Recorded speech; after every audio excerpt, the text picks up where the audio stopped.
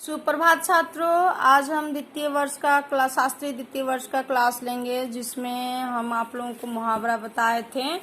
हाँ, जिसमें मुहावरे आप लोग को च छ ज तक बताए थे। ज और झ का आज ट तक का हम आप लोगों को बताएंगे। और पहला है जी भर आना। जी भर आना मतलब हुआ दया आना, दया करना, दया आना।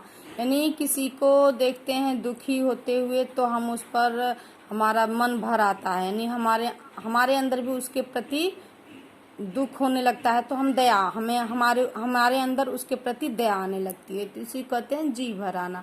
जितनी मक्खी निगलना, सरासर बेईमानी करना। जो व्यक्ति बेईमानी करते हैं वो लोग मक्खी को भी मतलब नहीं छोड़ते, मक्खी को भी निगल जाते हैं। या जो मक्खी चूस होते हैं जिसको कहा जाता है ना, तो जो बेईमानी वाला काम करते हैं उन्हें कहा जाता है जीती मक्खी निकालना। जीवन दान देना, जीवन की रक्षा करना। जीवन दान देना, जीवन की रक्षा करना। जुतिया सिर पर रखना, बहुत खुशामद करना। कुछ ऐसे व्यक्ति होते हैं ना जो कि किसी की खुशामद करते हैं, आगे पीछे करते हैं, तो उसी को कहा जाता है जुतियां सिर पर रखना। जोंक की तरह लिपटना, स्वार्थ बस पीछे लगना। कोई ऐसा व्यक्ति होता है जो कि अपने स्वार्थ बस किसी दूसरे व्यक्ति के आगे पीछे करता है कि किस तरह मेरा काम निकले, तो उसी को कहते हैं जोक की तरह लिपटना। जो कैसा होता है कि अगर पकड़ लिया एक बार तो वो छोड़ता नहीं है। इसी तरह जो स्वार्थी व्यक्ति होते हैं और वो किसी के पीछे लग जाते हैं तो वो छोड़ते नहीं है। जोर लगाना, बल प्रयोग करना, बल प्रयोग करना, यानी जोर लगाने का मतलब बल का प्रयोग करके किसी भी काम को कर लेना। झंझट मोल लेना, जानकर मुसीबत में पड़ना। कहते हैं ना कि क्यों बिना मतलब का झंझट ले रहे हो। किसी खूंखार व्यक्ति से मुलाकात या किसी से होता है ना, तो कहा जाता है कि क्यों उससे झंझट मोल रहे हो, यानी कि जानबूझकर मुसीबत में क्यों पड़ रहे हो। झक मारना, विवश होना, व्यर्थ समय बिताना। अब होता है ना, कुछ बच्चे ऐसे होते हैं जो कि पढ़ने से भागते हैं, तो इधर से उधर झक मारते रहते हैं, व्यर्थ में समय बिताते रहते हैं, तो उसी को कहते हैं झक मारना। झांसा देना, धोखा देना। झाड़ू फेरना, मान नष्ट करना।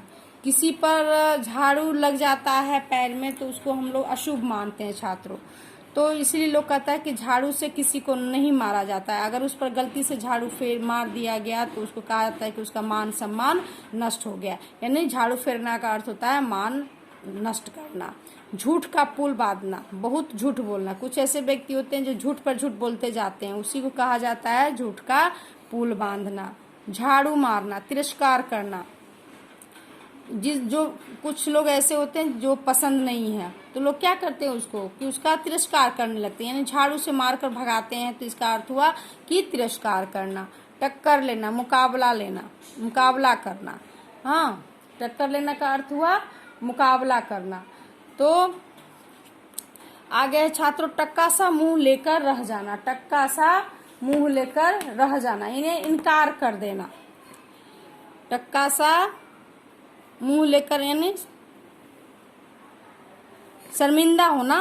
टक्का सा मुंह लेकर रह जाना, शर्मिंदा होना। कहा जाता है ना कि कोई बात पर कुछ लोग कह देते हैं कि टक्का सा मुंह लेकर आ गया है, यानी कि उसको शर्मिंदा होना पड़ता है। अगर ये बात लोग कह देते हैं तो उसका अर्थ हो शर्मिंदा। टस से मस न होना, थोड़ा भी न हिलना, इधर से उधर न होना।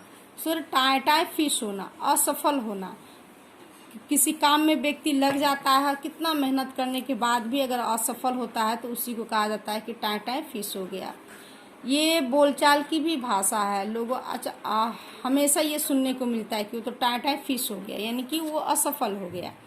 टाल मटोल करना, बहाने करना। कुछ व्यक्ति ऐसे होते हैं जो बहाने करने में बहुत माहिर होते हैं कि आज करेंगे कल करेंगे, ऐसे करते करते कितना दिन बिता देते हैं बहाने, यानी बहाने करने लगते हैं, उसी को कहा जाता है छात्रों टाल मटोल करना।